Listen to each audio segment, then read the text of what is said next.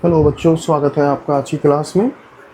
आज की क्लास का टॉपिक कैश फ्लो। फिर दोबारा लास्ट क्लास में मैंने तुम्हें प्रॉमिस किया था कि कुछ क्वेश्चन ऐसे कराएंगे जो particularly operating activity, financing activity, investing activity के छोटे क्वेश्चन। देखो, ऑपरेटिंग एक्टिविटी में बच्चों को थोड़ी सी प्रॉब्लम आती है विद एक्स्ट्रा ऑर्डिनरी आइटम। हम करने की कोशिश करेंगे, समझाने की कोशिश करेंगे, तुम्हें आ जाएगा समझ। एक छोटा क्वेश्चन लेते हैं। देखो, मैं तुम्हें पहले फॉर्मेट बता देता हूँ, फिर दोबारा से तुम्हें, अगर किसी बच्चे ने लास्ट वीडियो नहीं देखी है और वो करना चाहता है इस क्वेश्चन को, तो वो कर सकता है। हम एकदम बिगिनिंग से करा रहे हैं इसे। तुम्हें ये पता है कैश फ्लो स्टेटमेंट क्या है। कैश ट्रांजैक्शन को मद्देनज़र रखते हुए, कैश ट्रांजैक्शन को फोकस करते हुए, ठीक है ना, keeping in mind cash transaction, तुम अकाउंटिंग स्टैंडर्ड 3 के बेसिस पे एक स्टेटमेंट बनाते हो, उसे कहते हैं कैश फ्लो स्टेटमेंट, जिसमें सिर्फ कैश ट्रांजैक्शन को एनालाइज किया जाता है। ठीक, तरीका क्या है, मैं एक छोटा सा तुम्हें फॉर्मेट बताता हूँ। ऑपरेटिंग, क्योंकि ये क्वेश्चन ऑपरेटिंग एक्टिविटी का है, तो मैं तुम्हें एक छोटा सा रफ फॉर्मेट बता देता हूँ। सबसे पहले लिखा जाता है नेट प्रॉफिट। नेट प्रॉफिट में 3 आइटम ऐड किए जाते हैं: जनरल रिजर्व, डिविडेंड, टैक्स। इनको ऐड किया जाता है तो निकल के आता है तुम्हारा profit before tax and extraordinary item. Profit before tax भी बोल देते हैं जिसे हम, प्रॉफिट बिफोर टैक्स, क्योंकि आज हम एक्स्ट्रा ऑर्डिनरी आइटम को भी एडजस्ट करेंगे। तुम्हें बताया गया था एक्स्ट्रा ऑर्डिनरी आइटम कौन से होते हैं, ठीक है, जो बिजनेस की नॉर्मल एक्टिविटीज़ से अलग हट के कहीं से हमारे पास पैसा आ रहा है। जैसे तुमने टैक्स पे किया, ठीक है, और तुम्हें टैक्स से रिफंड मिल गया। तो मैं कल बताया था लास्ट क्लास में कि जितना हम टैक्स प्रोवाइड करते हैं उससे कम अगर हमें पे करना पड़े, या इनकम टैक्स अथॉरिटी हमें वापस कर देती है टैक्स। हमने एडवांस टैक्स जमा कराया साल के बीच में 4 इंटरवल में एडवांस टैक्स जमा कराया जाता है हर क्वार्टर के एंड में। तुमने जमा करा दिया मान लो 1 लाख रुपए, और तुम्हारा टैक्स एंड में बना क्योंकि तुम्हें लॉस हो गया या तुम्हारा प्रॉफिट कम हुआ तुम्हारी एक्सपेक्टेशन से, तुम्हारा टैक्स बना 80,000। तो जो 10-20 हज़ार रुपये तुमने एक्स्ट्रा जमा करा दिए हैं वो इनकम टैक्स अथॉरिटी तुम्हें वापस कर देगी। तो ये एक्स्ट्रा ऑर्डिनरी आइटम है, ठीक है। कोई क्लेम मिल जाए कहीं से, डिजास्टर या कोई एक्सीडेंट हो जाए, उसके थ्रू तुम्हें क्लेम मिल रहा है ना। कोर्ट में कोई केस था तुम्हारा, उसके अगेंस्ट क्लेम मिल रहा है। जब क्लेम मिल रहा है तुम्हें किस चीज़ का मिल रहा है, गुड्स के अगेंस्ट मिल रहा है, ऑपरेटिंग एक्टिविटी में आ जाएगा। क्लेम मिल रहा है अगर एसेट के अगेंस्ट, तो वो इन्वेस्टिंग एक्टिविटी में आ जाएगा, है ना। तो एक्स्ट्रा ऑर्डिनरी आइटम को भी हम लेंगे अब। Profit before tax and extraordinary item आता है। जिसने लास्ट क्लास अटेंड नहीं करी है कर लेना, एक बार देख लेना वीडियो इससे प्रीवियस वाली। ना भी देखी हो तो तुम्हें जो आज समझाया जा रहा है वो तुम्हें समझ आ जाएगा। Profit before tax and extraordinary item, इसमें हम एडजस्ट करते हैं कुछ नॉन कैश आइटम, जैसे डेप्रिसिएशन, गुडविल रिटर्न ऑफ,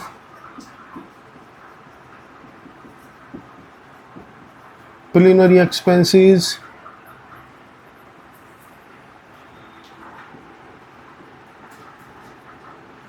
ज़रा जल्दी लिख रहा हूँ तो राइटिंग ऐसी ही आ रही है आज। Loss on sale of fix asset, और इतने ही आइटम मान के चलो, गुडविल रिटर्न ऑफ या पेटेंट्स रिटर्न ऑफ, ठीक है ना।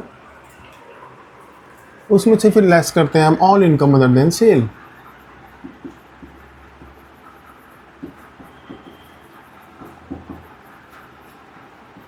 सेल के अलावा कोई भी इनकम होगी उसे लेस कर दोगे। जैसे डिविडेंड तुम्हें रिसीव हो जाए, इंटरेस्ट तुम्हें रिसीव हो जाए, रेंट तुम्हें रिसीव हो जाए, है ना। देखो, साथ साथ इसे थोड़ा सा रटते चलो, दिमाग के अंदर बैठाने की कोशिश करनी चाहिए, हमेशा फोकस रहना चाहिए। प्रॉफिट बिफोर टैक्स में इन सब को एडजस्ट किया तो निकल के आता है profit before working capital change,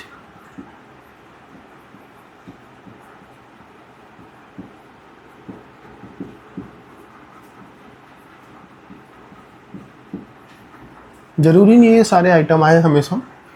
working capital मतलब मैं तुम्हें बताया था current asset and current liability के बीच का जो डिफरेंस होता है वो एक वर्किंग कैपिटल है। और मैं तुम्हें ये भी बताया था वर्किंग कैपिटल के साथ या कह लो कैश के साथ करंट एसेट का उल्टा रिलेशन होता है। स्टॉक कम हो रहा है, स्टॉक हमने बेच दिया तो हमारा स्टॉक कम हो रहा है, कैश पे क्या इफेक्ट पड़ रहा है, कैश तुम्हारा इंक्रीज हो रहा है ना। तो करंट एसेट के साथ उल्टा रिलेशन होगा, करंट लाइबिलिटीज़ के साथ सीधा रिलेशन होगा। इनफैक्ट पूरी कैश फ्लो स्टेटमेंट में लाइबिलिटीज़ के साथ सीधा रिलेशन होता है, लाइबिलिटीज़ बढ़ेंगी तो प्लस, लाइबिलिटी कम होंगी तो माइनस। एसेट के साथ उल्टा रिलेशन हो जाए, चाहे फिक्स एसेट हो चाहे करंट एसेट हो, ठीक है। Plus plus increase in current liability plus decrease in current asset plus minus increase in current asset minus decrease in current liability minus. देखो वीडियो इस तरीके से बनाई जा रही है, इसलिए तुम्हारे लिए थोड़ी सी कभी कभी बोरिंग भी हो सकती है, कि जिसने अगर दूसरी वीडियो नहीं भी करी है तो वो डायरेक्टली इसमें समझ सके। अगर तुम इतना भी समझते हो तो तुम इस क्वेश्चन को कर पाओगे। निकल के आता है cash generated from operating activity,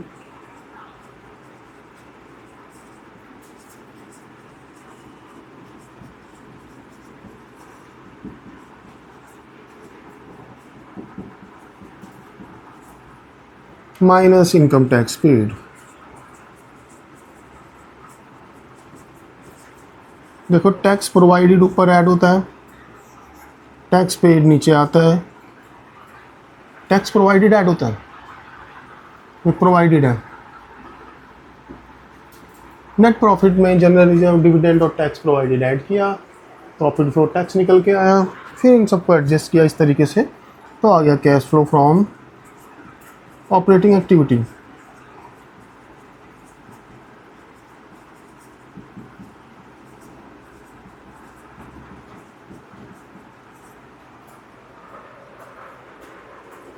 ठीक है, अब हम जरा इस क्वेश्चन को करते हैं, इसको ध्यान में रखते हुए क्वेश्चन को करने की कोशिश करते हैं। एक बार तुम सारे आइटम अच्छे से पढ़ लो, 10-15 सेकंड का तुम्हारे पास टाइम है।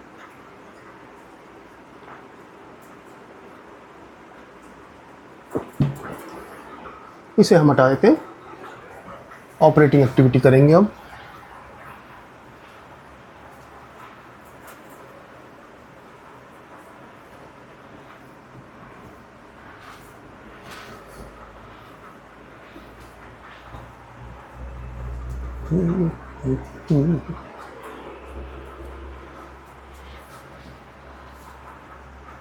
किस तरीके से हर आइटम को तुम डील करोगे ये सोचो। देखो पहला काम तो तुम्हारा ये फॉर्मेट को तुम याद कर लो, है ना। याद करने के बाद फिर कोशिश करो खुद से कि इन आइटम्स को हम डाल लें। कैश फ्लो तुम्हें बताया था मेरा 12 मार्क्स का चैप्टर है, तो इसलिए अगर तरीके से चलोगे तो 12 नंबर पक्के, है ना। चलो ऐसे करते हैं,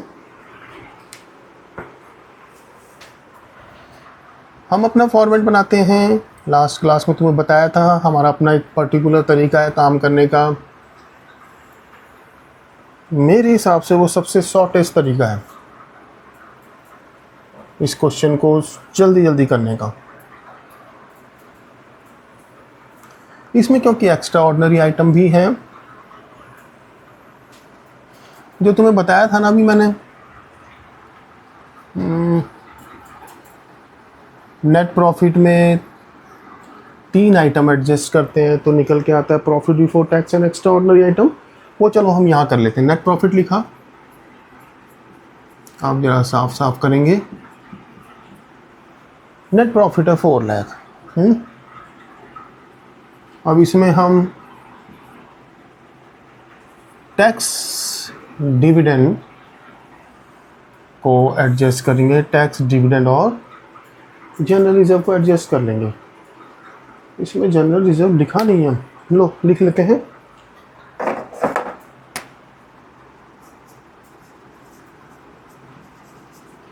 ट्रांसफर टू जनरल रिजर्व, ठीक है।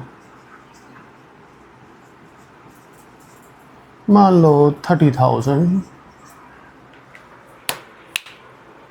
चलो जी शुरू करते हैं। सबसे पहले नेट प्रॉफिट तुम्हें दे रखा है 4 लाख, तुमने लिख लिया। यहाँ से क्या निकल के आएगा तुम्हारे पास निकल के आएगा profit before tax and extraordinary item, वो यहाँ आ जाता है cash flow from operating activity.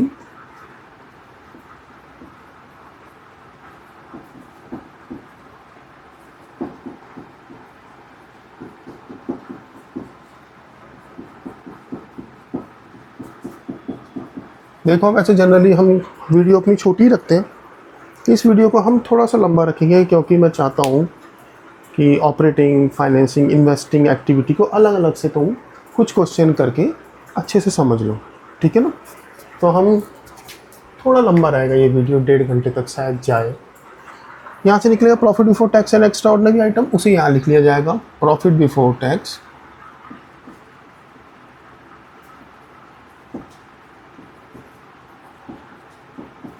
And extraordinary item.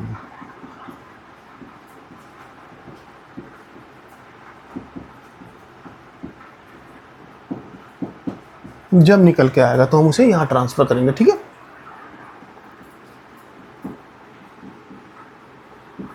उसमें फिर कुछ आइटम एडजस्ट करेंगे तो निकल के आएगा profit before working capital change. चलो हमारे पास बहुत जगह है।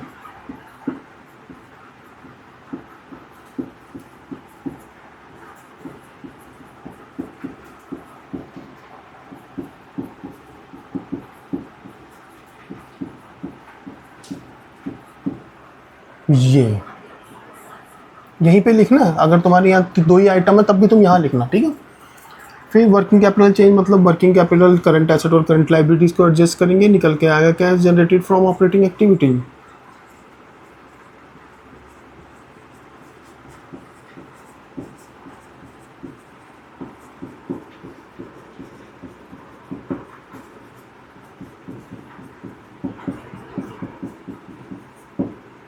ये लिखा, फिर उसके बाद cash flow from operating activity, ठीक है ना। चलो आओ एक एक आइटम देखते हैं। नेट प्रॉफिट हमने देख लिया। कंपनसेशन फॉर नेचुरल डिजास्टर छोड़ो, एक्स्ट्रा ऑर्डिनरी आइटम है। देखो जब कभी क्वेश्चन कोई टफ हो, कैसे किसी टफ काम को हम कंप्लीट कर सकते हैं, उसका एक तरीका होता है। उस काम को पार्ट्स में डिवाइड कर लो, ठीक है। पार्ट्स में डिवाइड करके इजी पार्ट पहले कर लो, फिर टफ पार्ट रह जाएगा एंड में, पूरा फोकस करके उसे भी सॉल्व कर लो। तो इसमें एक्स्ट्रा ऑर्डिनरी आइटम टफ नहीं है, लेकिन होता यह है कि एक 2 क्वेश्चन के अंदर ही इसका ट्रीटमेंट आया है, क्योंकि इसकी बच्चे प्रैक्टिस नहीं कर पाते तो इसलिए टफ लगता है, ठीक है ना। तो तुम्हें बता दिया जाएगा, इसको अलग से करेंगे हम। Credit to P&L account, compensation मिला था इन्हें डिजास्टर से, हम ये मान के चल लेते हैं इनकी गुड्स डैमेज हो गई थी, ठीक है ना। तो और इंश्योरेंस कंपनी ने इनको क्लेम दे दिया। Dividend paid in the year, जो हमारे शेयर्स थे उस पर हमने डिविडेंड पे किया, ठीक है। जितना भी डिविडेंड तुम पे करते हो शेयर्स पे, फाइनेंसिंग एक्टिविटी, एक तो फाइनेंसिंग एक्टिविटी में जाके लेस होगा, और बताया था ना डिविडेंड, टैक्स और रिजर्व यहाँ आता है, प्लस डिविडेंड पेड।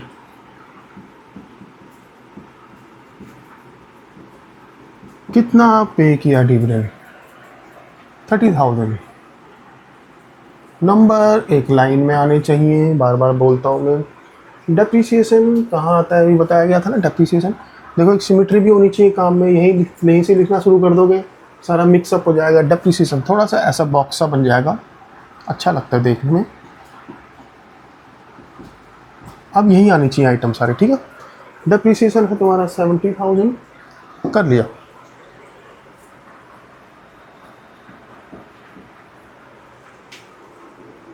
थोड़ी सी यहाँ गलती कर दी है, उसे हम सुधार लेते हैं झट से। अमाउंट हमने गलत तरीके से लिखा था, अभी लैक्स में भी आएगा अमाउंट, तो 70,000 थोड़ा सा स्पेस देखें।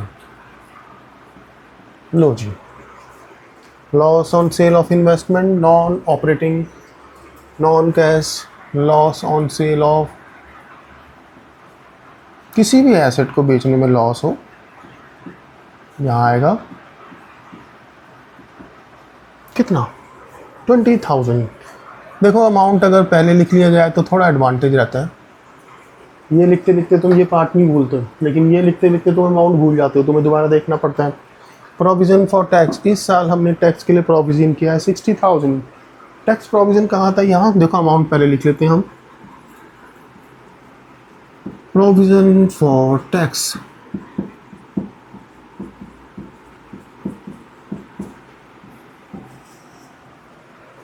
अगला आइटम टैक्स पे ड्यूरिंग द ईयर 50,000, जितना टैक्स पे करते हो यहाँ लेस होता है, कुछ यहाँ पे चेंज आएगा लेकिन हम अभी उसे इग्नोर कर रहे हैं। टैक्स पेड, कितना पे किया हमने टैक्स, टैक्स पे किया 50,000,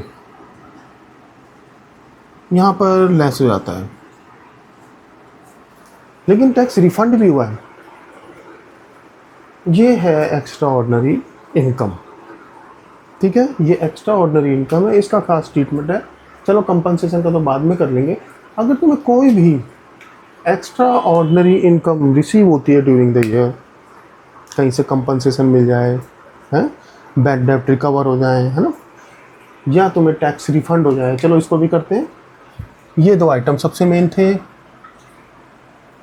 तो इन दोनों को कर लेते हैं। दो एक्स्ट्रा ऑर्डिनरी इनकम तुम्हें रिसीव हुई हैं, ठीक, तो उन्हें यहाँ से हटा दिया जाएगा। नॉन ऑपरेटिंग इनकम्स हैं, एक्स्ट्रा ऑर्डिनरी इनकम्स यहाँ से हटा दो, ठीक है। कंपनसेशन मिला 20,000 माइनस टैक्स रिफंड मिला है माइनस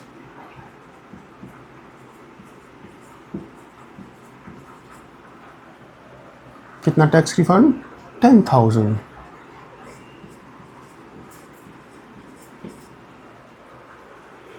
अगर ये कंपनसेशन तुम्हें रिसीव होता, अब तुमने ये मान लिया कि तुम्हारी गुड्स डैमेज हो गई जिसके अगेंस्ट तुम्हें कंपनसेशन रिसीव हो रहा है। अगर ये कंपनसेशन तुम्हें एसेट के डैमेज होने पे मिलता तो ये इन्वेस्टिंग में जाता, लेकिन ये गुड्स का है तो ये यहाँ आएगा। जितना कंपनसेशन रिसीव हुआ है ऊपर से तो लेस कर दिया, अब यहाँ पर कर दिया जाएगा add, compensation received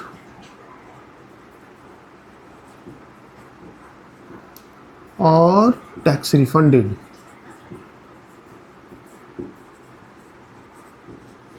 cash generated from operating activity के बाद कंपनसेशन रिसीव हुआ है तुम्हें 20,000, टैक्स रिफंड हुआ है 10,000, ये यहाँ पर ऐड हो जाएंगे। अब इसका एक अलग ट्रीटमेंट भी करते हैं लोग, टैक्स रिफंड को यहाँ ऐड भी कर सकते हैं और चाहो तो तुम 50,000 तुमने टैक्स पे किया जिसमें से वापस आ गया 10,000, ऐसे भी कर सकते हो, इसे 40,000 दिखा दो। टैक्स पेड क्योंकि वैसे ही लेस होता है, जो आइटम लेस हो रहा है उसमें से कुछ लेस हो रहा है तो इसका मतलब वो ऐड हो रहा है ना, तो ये हो जाएगा 40,000। बुक्स में ऐसा दिखाया गया, हमने ऐसे कर दिया, लेकिन तुम्हें तरीके दोनों बता दिए गए हैं। ओके जी, ये समझ आ जाना चाहिए। यहाँ पर इस चीज़ को रुक के थोड़ा एक्स्ट्रा टाइम देना, कंपनसेशन रिसीव इस जगह से लेस और यहाँ पर ऐड, टैक्स रिफंडेड इस जगह से लेस यहाँ पर ऐड, यहाँ से लेस हुआ क्योंकि एक्स्ट्रा ऑर्डिनरी इनकम है इसलिए, ठीक है। चलो अब आगे चलते हैं। टैक्स रिफंड हो गया। Increase in current asset, current asset 15,000 increase हो रही है, बताया था ना उल्टा रिलेशन, इंक्रीज हो रही तो minus increase in current asset,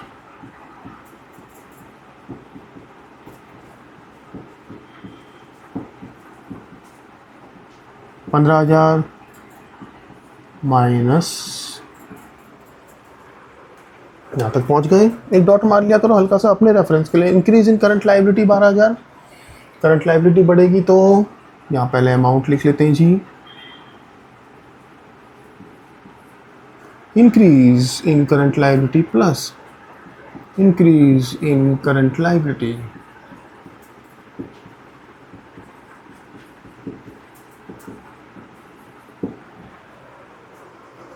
decrease in current asset 20,000, current asset decrease होती तो प्लस 20,000, डिक्रीज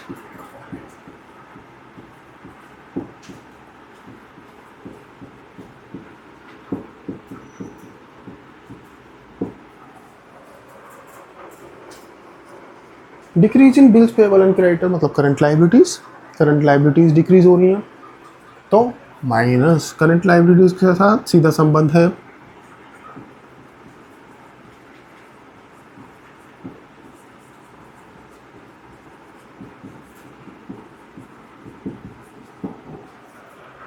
$30,000 माइनस, देखो पहले अमाउंट नहीं लिखा तो दोबारा देखना पड़ गया ना। डिविडेंड तुम्हें रिसीव हुआ है 15,000 रुपये, नॉन ऑपरेटिंग इनकम। अब देखो एक चीज़ और है, यहाँ मैं तुम्हें समझा देता हूँ।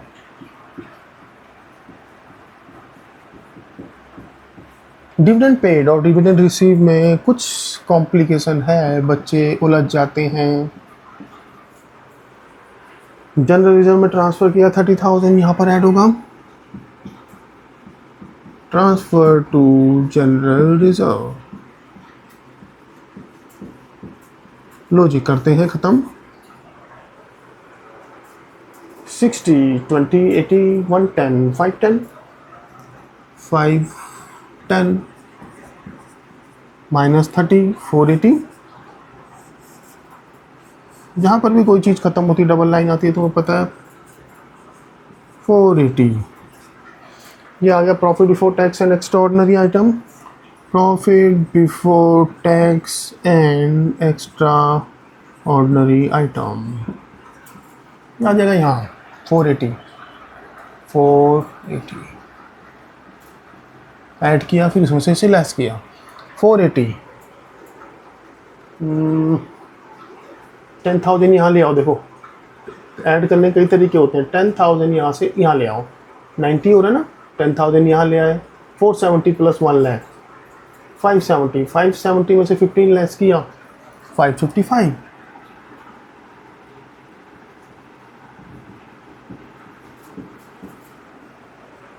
ये दोनों ऐड होंगे, ये दोनों लेस होंगे 555। देखो देख लो इसको 35 है ना, ये दोनों 35 है, ये दोनों 32 है ना, तो सिर्फ 3,000 लेस हो रहा है ना, तो इसमें 3,000 लेस कर लो 552।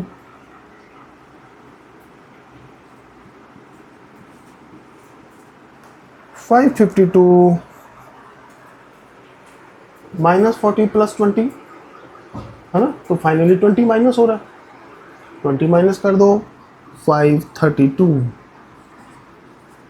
Cash flow from operating activity.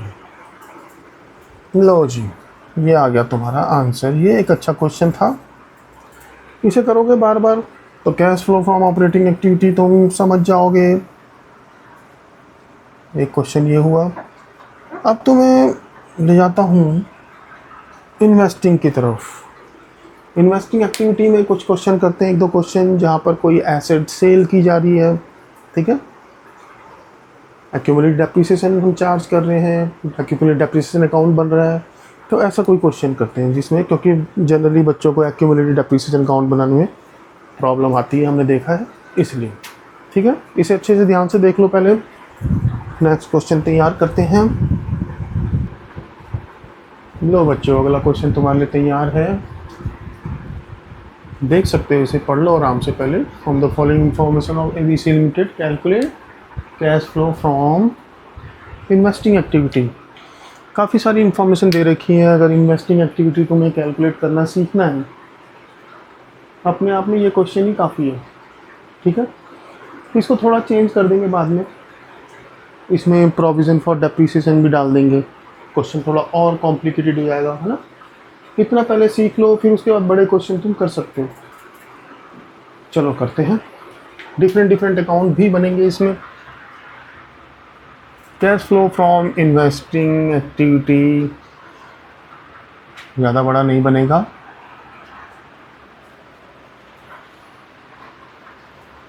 Investing में आता क्या है, इन्वेस्टिंग एक्टिविटी में आता है purchase and sale of fix asset. Fix asset खरीद रहे हो या बेच रहे हो, सिर्फ वही आता है। तो cash flow from investing activity.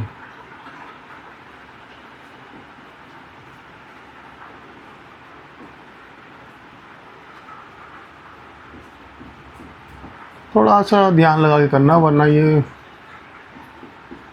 समझ नहीं आएगा। 50। लो जी, जब भी तुम्हारे सामने एडजस्टमेंट हो, तुम्हें एडजस्टमेंट पहले करनी चाहिए, ये तुम्हें बताया जा चुका है ना। Patents were written of, patent क्या है, एक एसेट है, उसका तुम्हें बैलेंस भी दे रखा है ना। पेटेंट्स का तुम्हें बैलेंस भी दे रखा है, एक एसेट है, तो इसे किस तरीके से डील करेंगे। पेटेंट अकाउंट बनाना पड़ेगा, पेटेंट्स का एक अकाउंट बनाना पड़ेगा। मेरा मार्क कर देते हैं जिससे तुम्हें ज़्यादा प्रॉब्लम ना हो। वैसे तो गलती कर दी, अभी इसमें हमने कुछ चेंजेस भी करने थे, चलो कोई बात नहीं। पेटेंट्स तुम्हारे अकाउंट बना के हम कैलकुलेट करेंगे कि पेटेंट हमने परचेज किए है, सेल किए, तो पेटेंट का अकाउंट, पेटेंट का अकाउंट भी नॉर्मल मशीनरी अकाउंट की तरह ही बनता है। पेटेंट जानते हो ना क्या है, एक राइट है तुम्हारे पास कि कोई चीज़ तुम ही प्रोड्यूस कर सकते हो, ये राइट तुमने ले रखा है अथॉरिटीज से। इन केस कोई और उस चीज़ को प्रोड्यूस करना चाहे तो तुम उसके ऊपर केस कर सकते हो। देखो पेटेंट के बैलेंस क्या है, पहले देख लेना चाहिए, साल सीधे हैं 2021, ओपनिंग बैलेंस पेटेंट का 280 160।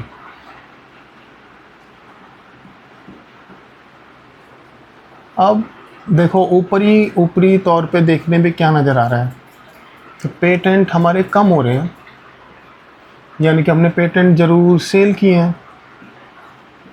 तुम्हें कल बताया था लास्ट क्लास में, एसेट्स के ओपनिंग बैलेंस डेबिट होते हैं और क्लोजिंग बैलेंस क्रेडिट, मैंने उसे लिख लिया। अब क्या adjustment, patents were written off to the extent of 50,000, 50,000 के पेटेंट तो राइट ऑफ कर दिए, जैसे फिक्स एसेट राइट ऑफ करते हैं उसे हम डेप्रिसिएशन कहते हैं, है ना। कहाँ आता है, उससे एसेट का बैलेंस कम होता है, बैलेंस बीडी की साइड में इंक्रीज होने वाले आइटम आते हैं, सीडी की साइड में डिक्रीज। पेटेंट को अगर राइट ऑफ करेंगे, पेटेंट की वैल्यू कम होती है 50,000, तो बाय पेटेंट्स रिटर्न ऑफ या स्टेटमेंट ऑफ P&L।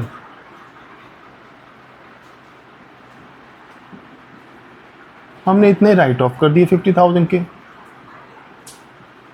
जितने पेटेंट्स हम राइट ऑफ करते हैं, मैंने बताया था यहाँ भी patents statement of P&L current side में आए, यानी कि ऑपरेटिंग एक्टिविटी में प्लस हो रहा है, ये आइटम एक तो यहाँ आ गया और ऑपरेटिंग एक्टिविटी में प्लस हो जाएगा 50,000। And some of the patents were sold at a profit of 10,000।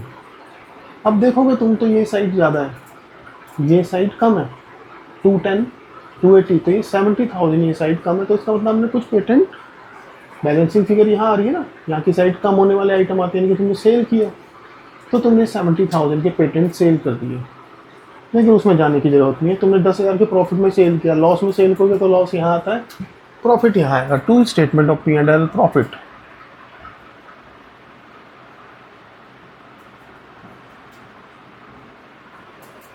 P&L profit, 10,000 के प्रॉफिट में तुमने बेचा है, उस प्रॉफिट को यहाँ लिखा। प्रॉफिट कहाँ आएगा, ऑपरेटिंग में लेस हो जाएगा बाद में, जानते हो ना। अब बैलेंसिंग फिगर निकाल लो, यहाँ की सब तरफ बैलेंसिंग फिगर आ रही 290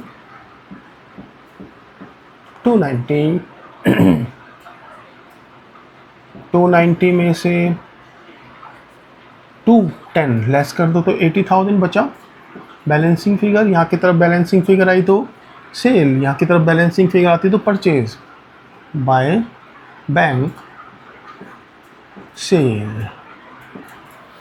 जितने के तुमने पेटेंट सेल किए उतना पैसा तुम्हारे पास आ रहा है इन्वेस्टिंग एक्टिविटी के थ्रू, सेल ऑफ पेटेंट्स।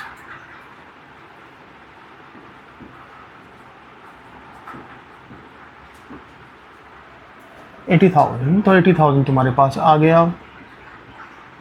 लिखते टाइम थोड़ी सी जगह छोड़ दो, लैक्स में भी अमाउंट आ सकता है, सेल किए तो पैसे आए इसलिए प्लस में, ठीक है। चलो जी, पहली एडजस्टमेंट तुमने कर ली, दूसरी की तरफ बढ़ते हैं। मशीन कॉस्टिंग 2 लाख, कॉस्टिंग मतलब इतने की थी। कई बार बच्चे कंफ्यूज आते हैं, ये कौन सी वैल्यू है, क्या डेप्रिसिएशन लेस करने के बाद की वैल्यू है, नहीं, कॉस्टिंग मतलब जितने में हमने परचेज की थी, शुरू की वैल्यू। मशीन की कॉस्ट थी 2 लाख, इन्हें वर्किंग कहते हैं। वर्किंग काफ़ी क्लियर होनी चाहिए। कॉस्ट प्राइस था मशीन का 2 लाख, तुमने उस पर डेप लगाया मशीन पे। अगर कोई एसेट तुम बेचते हो तो प्रॉफिट या लॉस किस बेसिस पे कैलकुलेट करोगे? कितने की खरीदी थी उस बेस पे? नहीं, तुम उसका लॉस कैलकुलेट करोगे आज उसकी क्या वैल्यू है। अगर तुमने 10 साल पहले गाड़ी ली थी 10 लाख की और आज तुम उसे बेच रहे हो 10 साल बाद मान लो 4 लाख में बेच रहे हो, तुम क्या बोलोगे 6 लाख का लॉस हो गया? नहीं, तुम बोलोगे 10 लाख की एसेट थी, हमने उसे 10 साल तक यूज़ भी किया, आज उसकी वैल्यू रह गई है डेप लगाने के बाद जो आएगी, मान लो 8 लाख डेप लग गया तो 2 लाख रह गई उसकी वैल्यू। 2 लाख की एसेट तुम आज बेच रहे हो 4 लाख में, तो तुम्हें प्रॉफिट हो रहा है, ठीक है ना। ऐसे ही आज की वैल्यू जिस डेट पे हम उसे सेल कर रहे हैं, हमें उस डेट की वैल्यू चाहिए। तो एसेट थी 2 लाख की, डेप लग चुका था उस पर 60, तो एसेट आज on the date of sale 140 की है। Value on date of cell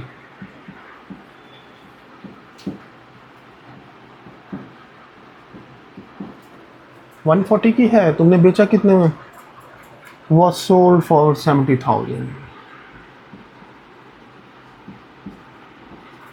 तो तुम्हें 70,000 का ही लॉस हो गया। 140 की एसेट थी आज वैल्यू और तुमने 70 में बेच दिया, तुम्हें 70,000 का लॉस हो गया, ठीक है। इसको अब अकाउंट में किस तरीके से दिखाया जाएगा? तुम बना लोगे एसेट अकाउंट यानी कि मशीनरी अकाउंट।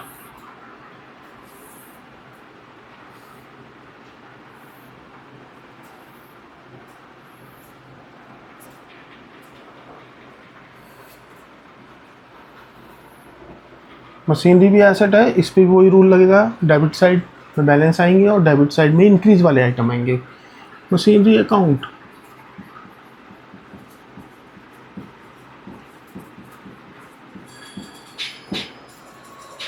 एक सेकेंड,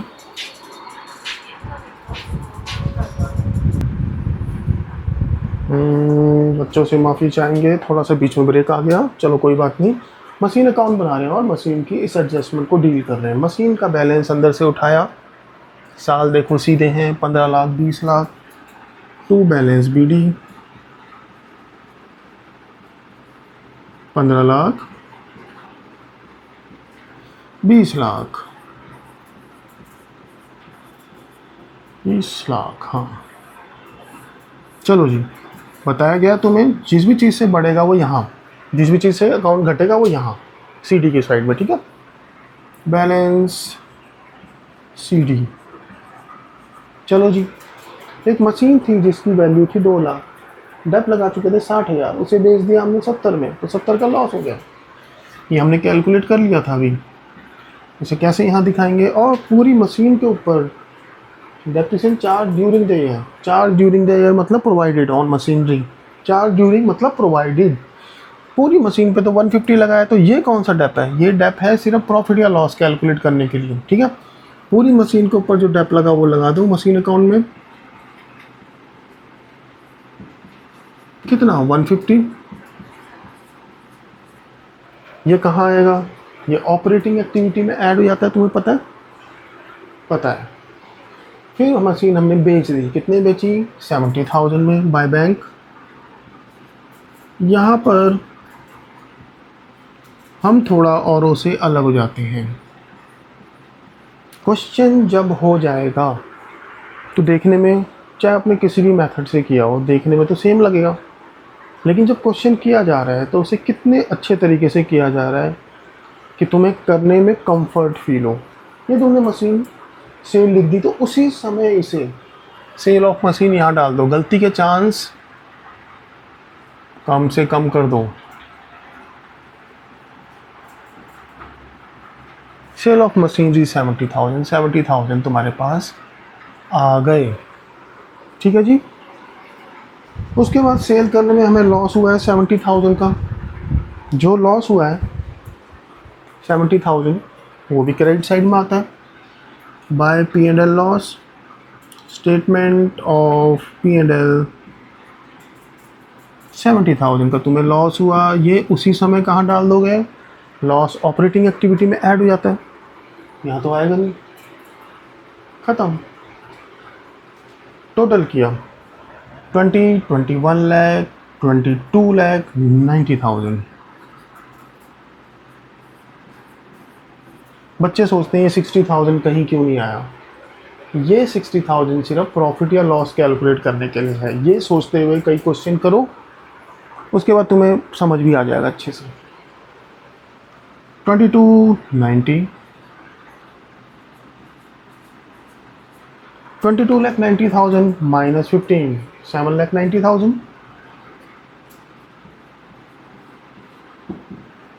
टू बैंक परचेज, इतने की तुमने परचेज करी, जितने की तुमने परचेज करी उसी समय डाल दो, है ना। 790 की परचेज की है तो 790 माइनस परचेज ऑफ, परचेज करते हैं तो पैसे जाते हैं ना, परचेज ऑफ मशीनरी।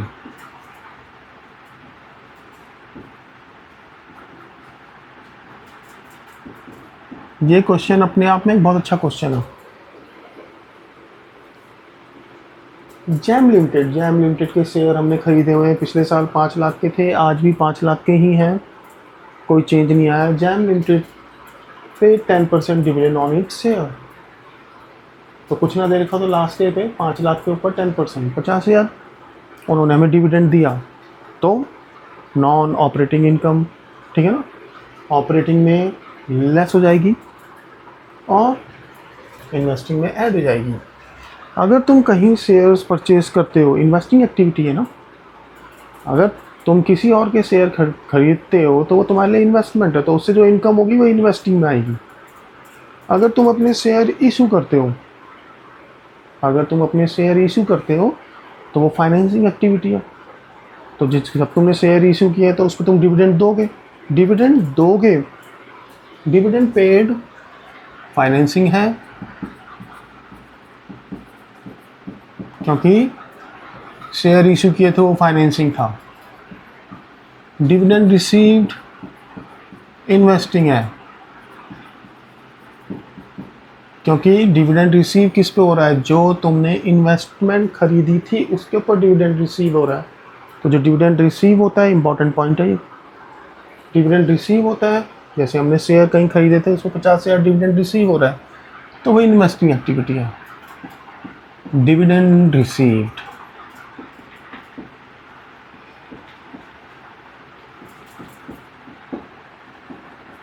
जैसे जैम लिमिटेड से हमें डिविडेंड रिसीव हो रहा है, जैम लिमिटेड ऐसे ही डिविडेंड दे रही है, तो जैम लिमिटेड डिविडेंड दे रही है शेयर्स पे, जो शेयर हमने उनसे खरीदे, तो ये अपनी बुक्स के अंदर इसे रिकॉर्ड करेगी फाइनेंसिंग एक्टिविटी में, लेकिन हमने इन्वेस्ट किया है तो हमारे लिए इन्वेस्टिंग एक्टिविटी है, तो हम उसे इन्वेस्टिंग एक्टिविटी में रिकॉर्ड करेंगे, ठीक है। लो जी, ये भी हो गया। आ जाओ इसमें। ऑन 31 मार्च 21, यानी कि इस डेट पे 12% इन्वेस्टमेंट बॉट फॉर रुपीज़, ओ इन्वेस्टमेंट का भी अकाउंट बन जाएगा और इन्वेस्टमेंट बेची भी है। लो जी, इन्वेस्टमेंट अकाउंट बना लेते हैं यहाँ पर।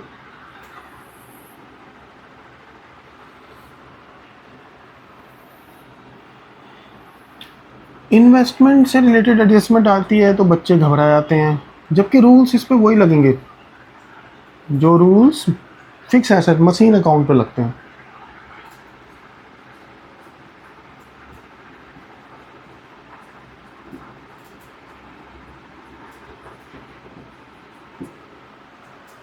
इन्वेस्टमेंट का बैलेंस देखो क्या है, 12% long term investment, 2 lakh 3 lakh. वैसे तो ये भी इन्वेस्टमेंट है, हमने शेयर खरीदे हुए किसी कंपनी के, लेकिन यहाँ इस वाली इन्वेस्टमेंट की बात हो रही है, 12% investment, 12% long term investment, 2 lakh 3 lakh asset है, रूल वही लगेगा, 2 लाख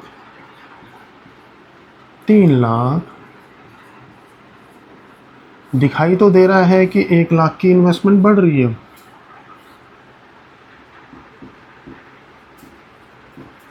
यानी कि हमने इन्वेस्टमेंट खरीदी है, लेकिन नहीं, अंदर ही अंदर बहुत कुछ हो रहा है। क्या हो रहा है? Investment bought for rupees 2 lakh and some investment was sold at 50,000, 2 lakh की इन्वेस्टमेंट खरीदी है। खरीदते तो यहाँ आता टू बैंक ब्रैकेट में परचेज ऑफ इन्वेस्टमेंट, 2 लाख की परचेज की। देखो परचेज की है अभी, तो पैसे गए अभी लिख दो यहाँ पर, परचेज ऑफ इन्वेस्टमेंट, पैसे गए माइनस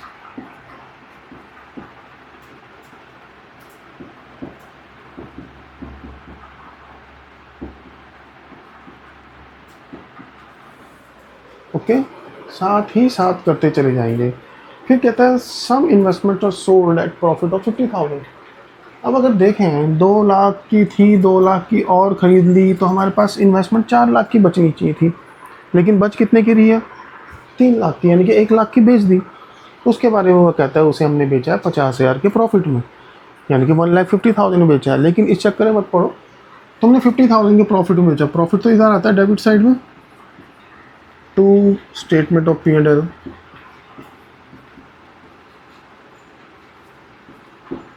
$50,000 का प्रॉफिट हुआ। ये कहाँ जाएगा प्रॉफिट, वैसे यहाँ तुम्हें इन्वेस्टिंग एक्टिविटी बनाने के लिए कहा गया है सिर्फ, लेकिन तुम हर आइटम के बारे में सोचो वो कहाँ जाएगा, ठीक है। तो ये ऑपरेटिंग एक्टिविटी में माइनस हो जाएगा। अब टोटल कर लो इसका, 4 लाख ऑपरेटिंग में आएगा, यहाँ नहीं आएगा, 450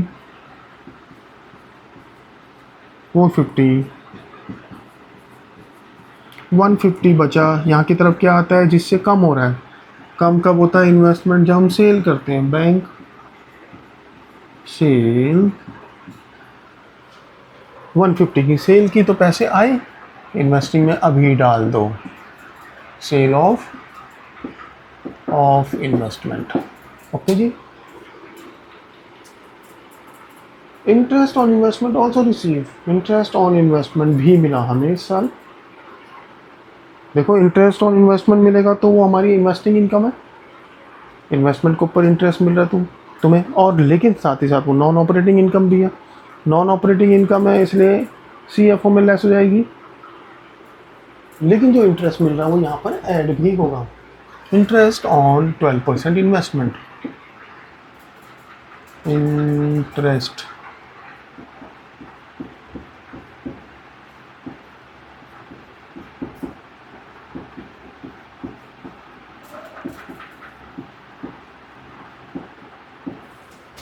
interest on 12% investment, last year की इन्वेस्टमेंट पे इंटरेस्ट दे दो, कुछ ना दे रखा हो तो लास्ट ईयर पे दे दो, 2 लाख का 12%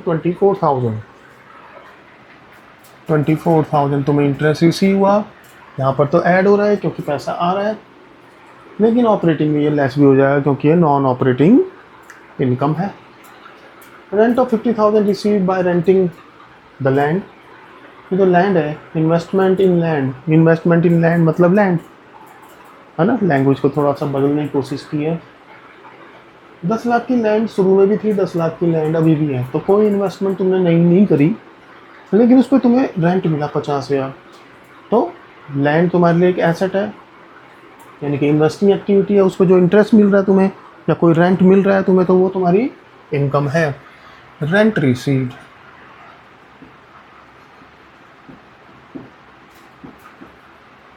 कितना रेंट रिसीव हुआ तुम्हें, 50,000, तो ऐड, लेकिन ये साथ में ऑपरेटिंग में लेस भी होगा क्योंकि नॉन ऑपरेटिंग इनकम है। सब कर लिया हमने एडजस्टमेंट्स को। अब ऊपर देख लो क्या कोई आइटम रह गया। शेयर्स 5 लाख के थे, 5 के ही हैं, कोई प्रॉब्लम नहीं है। गुडविल जब भी कम होती है ऑपरेटिंग में ऐड होती है, जब भी कम होती है ऑपरेटिंग में ऐड होती है, क्योंकि नॉन गुडविल राइट ऑफ जो करते हैं हम ऑपरेटिंग एक्टिविटी में, नॉन ऑपरेटिंग एक तरीके से लॉस है। लेकिन जब गुडविल बढ़ रही है, इसका मतलब गुडविल हमने खरीदी 1 लाख की, तो परचेज ऑफ गुडविल पैसे जाएंगे ना, परचेज ऑफ गुडविल 1 लाख, पैसे गए। लो जी, हमें पता था जगह कम पड़ सकती है इसलिए हमने थोड़ा स्पेस दिया। ऐसे ही तुम्हें भी पता होना चाहिए, जब तुम कोई क्वेश्चन कर रहे हो स्पेस कम पड़ जाए, कैलकुलेशन गलत हो जाए या बार बार कटिंग हो रही है, तो इसका मतलब समझो उस क्वेश्चन की और प्रैक्टिस करनी है। जब तुमसे क्वेश्चन हो विदाउट कटिंग, एक फ्लो में क्वेश्चन हो जाए पूरा का पूरा, तो समझ लो उस क्वेश्चन की प्रैक्टिस हो चुकी है। ठीक है ना, बच्चों को ये भी एक कन्फ्यूज़न रहता है कब हम समझ लें कि हमें चैप्टर आ चुका है और हम आगे बढ़ जाएं। जब तक कटिंग हो रही है क्वेश्चन करते समय, ठीक है ना, आंसर नहीं आ रहा है या कटिंग हो रही है, तो तब तक इसकी प्रैक्टिस और करनी होती है। गुडविल हो गया, पेटेंट, पेटेंट का अकाउंट बना के हमने कर लिया था, मशीनरी का ही बना लिया था। लॉन्ग टर्म इन्वेस्टमेंट 2 लाख से 3 लाख हो रही है। इन्वेस्टमेंट इसका मतलब हमने खरीदी है 1 लाख की, purchase of investment. Long term investment account 2 से 3 जो हम कर चुके हैं भाई, इसे भी करने की ज़रूरत नहीं है। इन्वेस्टमेंट इन लैंड हो चुका है, ख़त्म। अमाउंट निकाल लो, वही होगा cash flow from investing activity. Plus वाले आइटम है 80 प्लस 70 150, 2 लाख, 3,50,000, 4,24,000, 424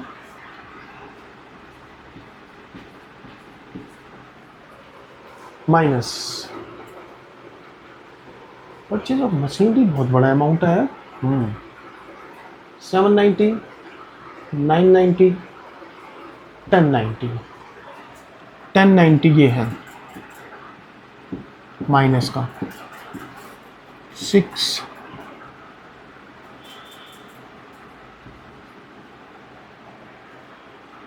वाह क्या अमाउंट आ गया, 666 माइनस में। ये आ गया outflow, inflow from operating investing activity, outflow from investing activity.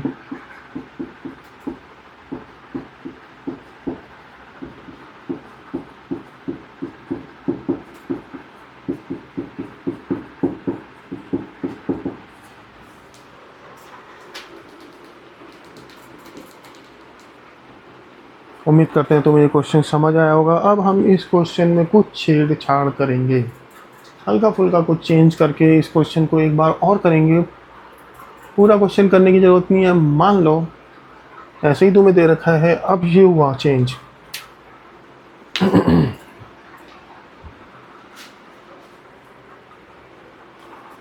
Goodwill, goodwill थी तुम्हारी 2 लाख से 3 लाख।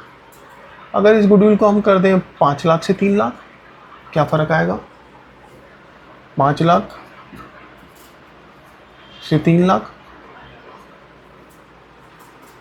पेटेंट हटा दें, लो जी, पेटेंट हटेगा तो पेटेंट की एडजस्टमेंट भी हट जाएगी।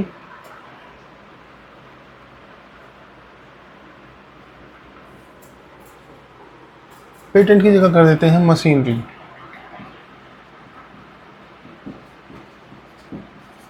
मशीनरी थी 15 और 20,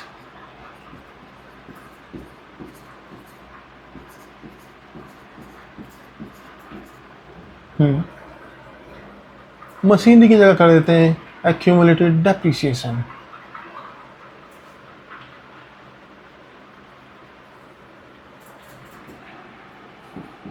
एक्यूमुलेटेड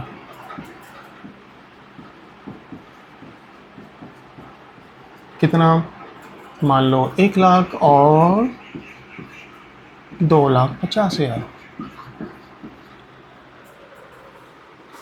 2 लाख और 2,50,000 कर देते हैं मान लो।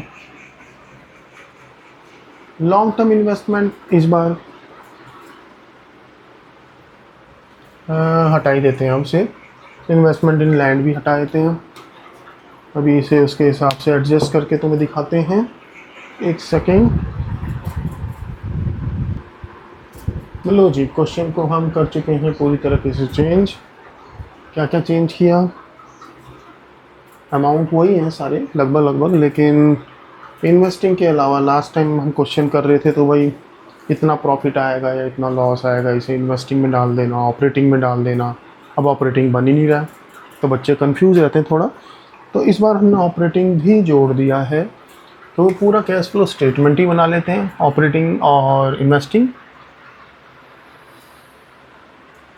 इतने में हो जाना चाहिए, थोड़ी जगह की कमी ना पड़े इसलिए हम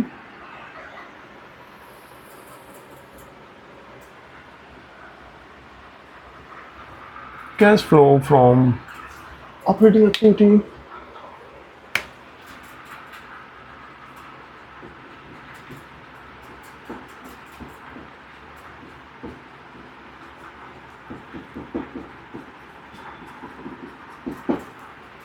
क्या आएगा profit before tax and extraordinary item.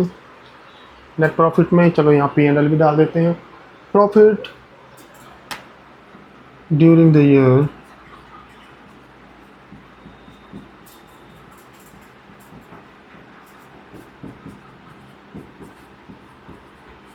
Was rupees, मान लो 2 लाख रुपए इन्होंने प्रॉफिट अर्न किया। ठीक है, तो वो प्रॉफिट यहाँ आ जाएगा, net profit.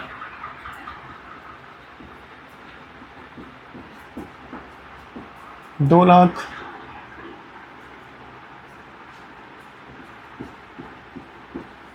Profit before working capital, profit before tax and extraordinary item.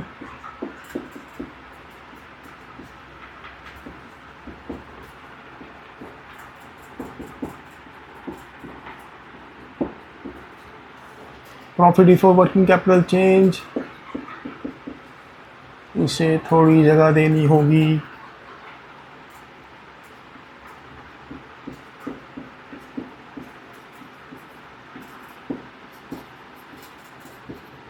Current asset और करंट लायबिलिटी तो कुछ है नहीं।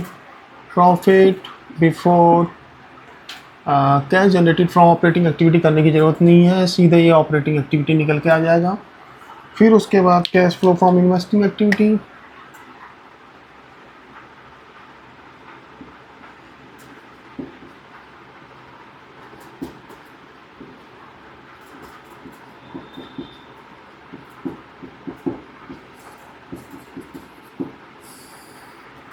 चलो जी अब हमसे करेंगे। सबसे पहले shares of Jam limited sold at A loss of 35,000। देखो इसे हमने चेंज कर दिया, शेयर्स ऑफ जैम लिमिटेड के कम हो रहे हैं। ठीक है, तो जैम लिमिटेड के shares of Jam limited account बनेगा, क्योंकि हमारे लिए तो ये एसेट ही है ना। कितना बैलेंस था उसका, बैलेंस BD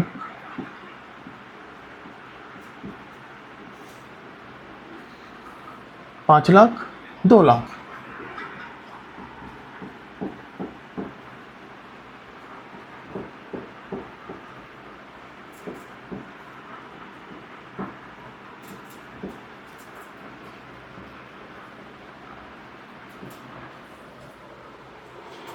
देखो दिख ही रहा है तुम्हें, तुमने बेचा है, लेकिन उसके बारे में मत सोचो। तुमने 35,000 के लॉस में बेचा, लॉस तो यहाँ आता है by statement of P&L loss. Loss कितना लॉस हुआ है तुम्हें, 35,000 का।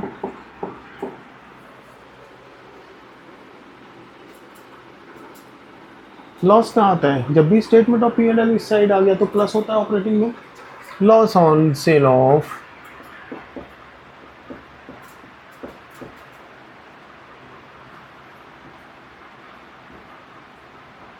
जैम लिमिटेड शेयर, कितना लॉस हुआ तुम्हें, 35,000 का। ऐड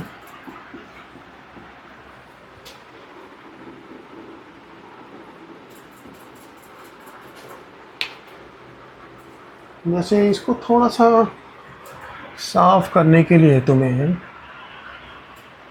ऐसे कर लेना चाहिए, loss on shares of Jam limited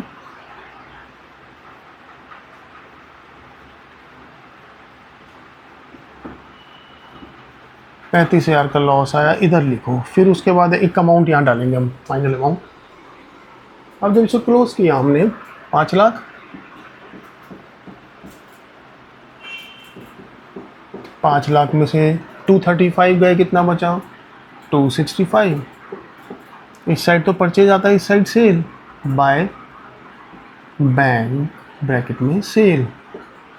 265 का तुमने सेल किया, ये इन्वेस्टिंग में आएगा, purchase and sale of assets and investment. 265 की तुमने परचेज ऑफ सेल ऑफ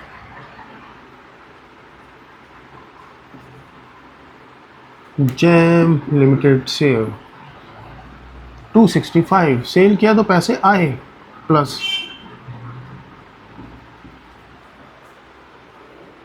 चलो जी, rent received from renting land, land को लेट आउट किया इसने, लैंड 10 लाख 10 लाख, इन्वेस्टिंग में कुछ नहीं आएगा, लेकिन उससे जो हमें इनकम हो रही है 1 लाख की, वो इन्वेस्टिंग एक्टिविटी है। रेंट रिसीव्ड,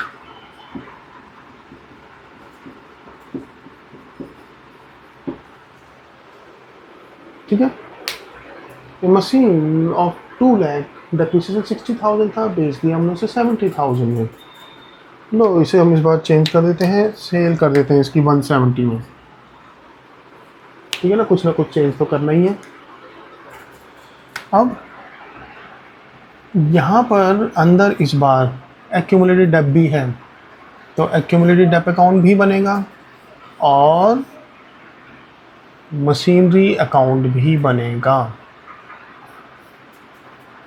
एक्यूमुलेटेड डेप का थोड़े से रूल बता दूंगा हल्का फुल्का, वरना दूसरी वीडियो में तो अच्छे से एक्सप्लेन किया गया है, ध्यान से सुनोगे तो इसमें भी समझ आ जाएगा तुम्हें।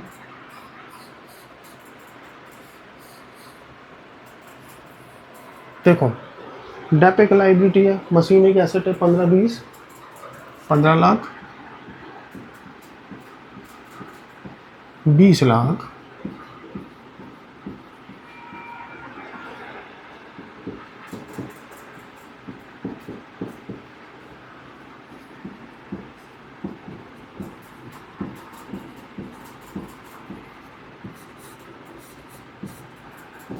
डबल लाइन बच्चे कई बार भूल जाते हैं। एक्यूमुलेटेड डेप मशीन में से लेस हो रहा है, एसेट में से लेस हो रहा है, इसका मतलब ये लाइबिलिटी है। कितना? 2,50,000। लाइबिलिटी के उल्टे बैलेंस होते हैं।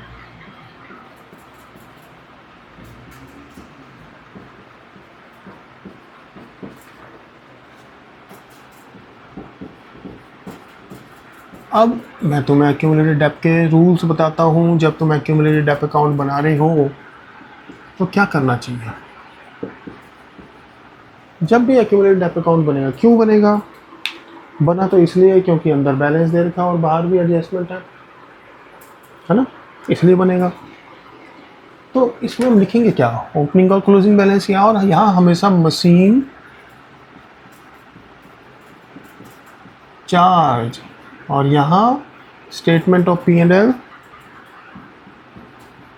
हमेशा प्रोवाइडेड, ठीक है ना। इसलिए चार्ज और प्रोवाइडेड जनरली दोनों के दोनों यहाँ नहीं होते। चार्ज डेप क्या होता है? चार्ज डेप मतलब वो डेप जो उस एसेट के ऊपर लग रहा है जो एसेट तुम बेच रहे हो। तो यहाँ पर एक एसेट बेच रहे हो ना, पढ़ लो इस एडजस्टमेंट को ध्यान से। एसेट थी 2 लाख की, अभी हमने किया है इसलिए थोड़ा शॉर्टकट में कर देता हूँ। 2 लाख की एसेट है, कॉस्ट है 2 लाख, कॉस्ट है 2 लाख, उस पर हम डेप लगा चुके हैं कितना? 60। तो एसेट रह गई है 140 की, बेच दिया हमने 170 में, तो हमें 30,000 का प्रॉफिट हो रहा है ना। 170 में बेच दिया। अब इसको यहाँ किस तरीके से दिखाया जाएगा? पहली चीज़, कोशिश करते हैं तुम्हें अच्छे से समझाने की। जो भी एसेट बेची जाती है उसके ऊपर जितना भी डेप होता है वो चार्ज होता है, तो वो आएगा डेप अकाउंट। सबसे पहले उसे लिखो, ठीक है। 60,000 चार्ज डेप है, और इसको कर लो कंप्लीट। 310 310 110, ये डेप प्रोवाइड आ गया। इतना तो कर सकते हो। जो भी एसेट बेची जा रही है उसका डेप चार्ज डेप माना जाता है, लिख दिया। अब ये जब कंप्लीट हो गया, ये डेप कहाँ आएगा और ये डेप कहाँ आएगा? ये डेप तो मशीन लिखा है तो मशीन अकाउंट में ही आएगा इसके बाद। ये सेकंड स्टेप है इसलिए डबल एरो बना दिया है ना। बाय डेप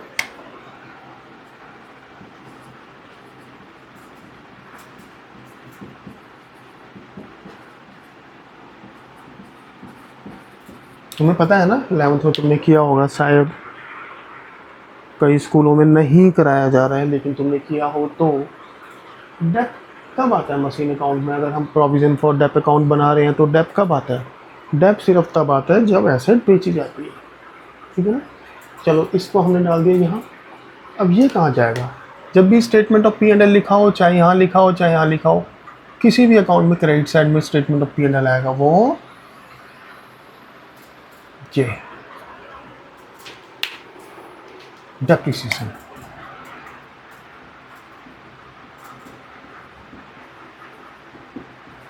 ऑपरेटिंग में इसीलिए इस क्वेश्चन को दोबारा कराया जा रहा है जिससे तुम्हें सब समझ आ जाए, ठीक है। उसके बाद हमने वो एसेट बेच दी 170 में। इधर आता है बाय बैंक ब्रैकेट में सेल 170। सेल किए तो पैसे आए, पैसे आए हैं, इन्वेस्टिंग में आएगा। सेल ऑफ बताया था ना, साथ साथ लिखते रहो।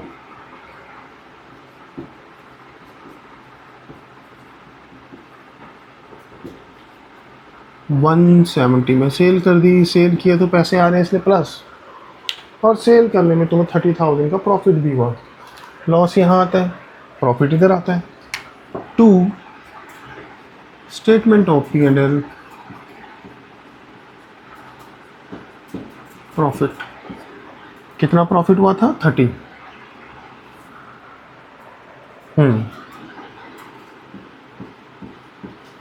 प्रॉफिट कहाँ आएगा? प्रॉफिट जब P&L यहाँ पर है तो ऐड होता है, जब P&L यहाँ है तो ये लेस हो जाएगा। Profit on sale of machinery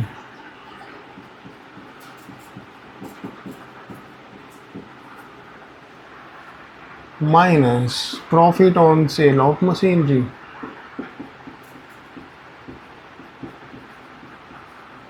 $30,000 का प्रॉफिट हुआ माइनस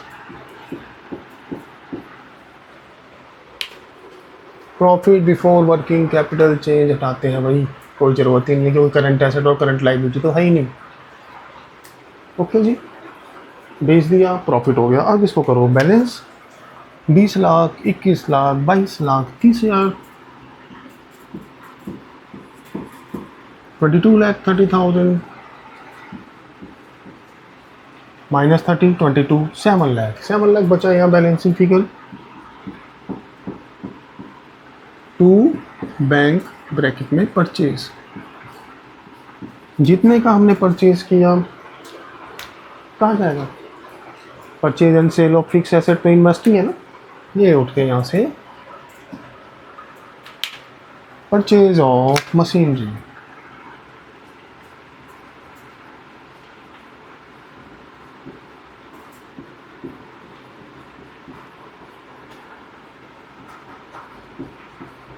परचेज किया, पैसे गए, इसलिए तुमने उसे माइनस में दिखाया, ठीक है। चलो जी, ये एडजस्टमेंट हमने कर ली। Profit during the year was 2 lakh, कर लिया हमने। जैम लिमिटेड पे 10% डिविडेंड ऑन इट्स शेयर। तो पिछले साल के जो शेयर है, देखो जैम लिमिटेड के शेयर कम भी हो गए इस बार, हमने अकाउंट बना लिया था। खैर कुछ ना दे रखा हो तो जैम लिमिटेड के लास्ट ईयर के बैलेंस के ऊपर हमें इंटरेस्ट मिलेगा। जैम लिमिटेड पे 10% dividend on its share, 5 lakh का 10% 50,000 हमें डिविडेंड मिल जाएगा। कोई भी income other than sale non operating है तो माइनस डिविडेंड रिसीव्ड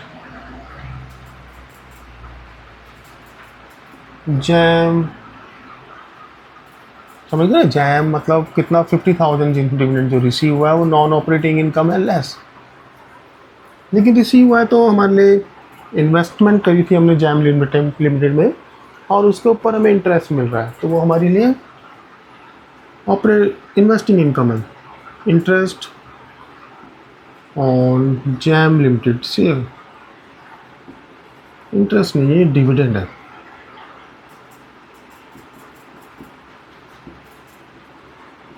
कितना डिविडेंड मिला तुम्हें? 50,000। यहाँ प्लस होगा, ऊपर लेस होगा। देखोगे तुम ध्यान से, हर एडजस्टमेंट का इफेक्ट ऐसा ही होता है, कहीं प्लस होता है कहीं लेस होता है, और दोनों साइड इक्वल हो जाती हैं, उसका इफेक्ट जीरो होता है, एडजस्टमेंट का इफेक्ट। ठीक है ना। ऑन 31 मार्च 21 यानी कि इस डेट पे एंड में 12% investment bought for ₹2 lakh. Investment हमने खरीद ली 2 लाख की। लो जी, 12% इन्वेस्टमेंट अकाउंट बना लेते हैं यहाँ पर जरा छोटा सा।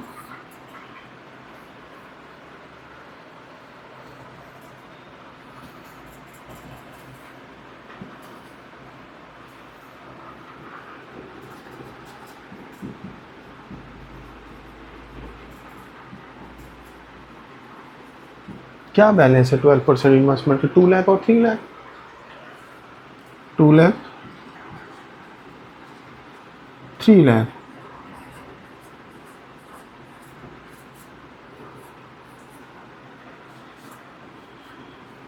Balance BD, balance CD।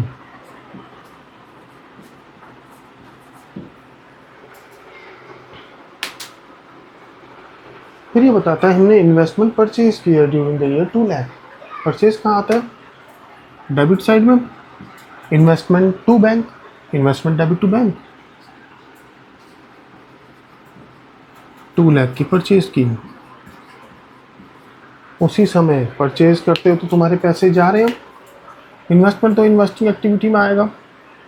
Purchase of investment,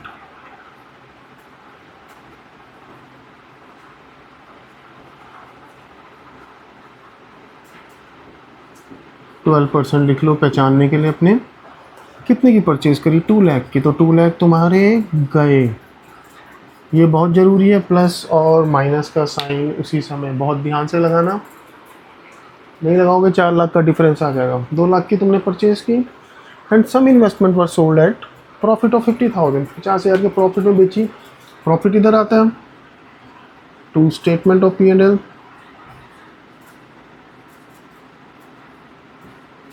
50,000 के प्रॉफिट में, और ये प्रॉफिट कहाँ आएगा? ये प्रॉफिट आएगा ऑपरेटिंग में, यहाँ पर जाके less profit on sale of investment, minus 12% लिख दिया मैंने। इन्वेस्टमेंट वही है, ये 50,000 का तुम्हें प्रॉफिट हुआ, लेस 12% इन्वेस्टमेंट। प्रॉफिट जो हुआ तुम्हें, तुमने यहाँ डाला और वहाँ लिख दिया। अब दोनों साइड के टोटल करो, 450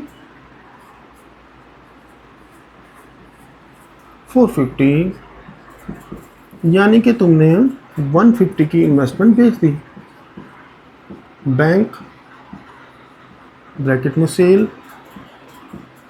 150 की सेल की तो तुम्हारे पैसे आए, इन्वेस्टिंग एक्टिविटी में आ जाएगा cell of investment.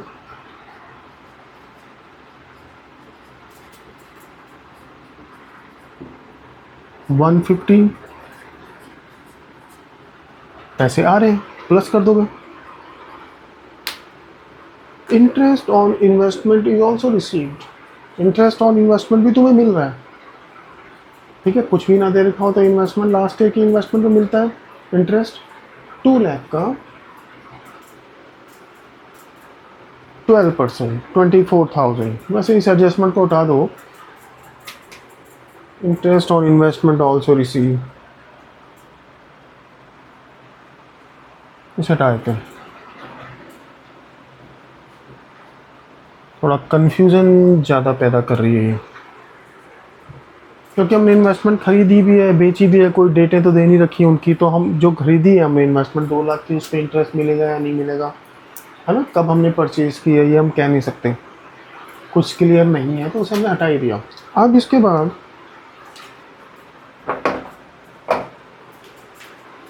Shares, jam limited share account बना कर लिया था। गुडविल 5 लाख से 3 लाख हो रही है। 2 लाख कम हो रही है, गुडविल रिटर्न ऑफ यहाँ ऐड होता है ना, गुडविल रिटर्न ऑफ 2 लाख रुपए ऐड, मशीनरी एक्यूमुलेट डेप्थ हो चुका है, 12% इन्वेस्टमेंट, 12% इन्वेस्टमेंट का अकाउंट हम बना चुके हैं, इन्वेस्टमेंट इन लैंड कोई चेंज नहीं है। तो देखा तुमने, इन केस ऐसा भी क्वेश्चन आ सकता है, इसका टोटल करोगे, यहाँ लिखोगे, बैलेंस तुम कर लेना खुद ही, प्लस या माइनस में आ सकता है, इनका सिर्फ टोटल लिखना है।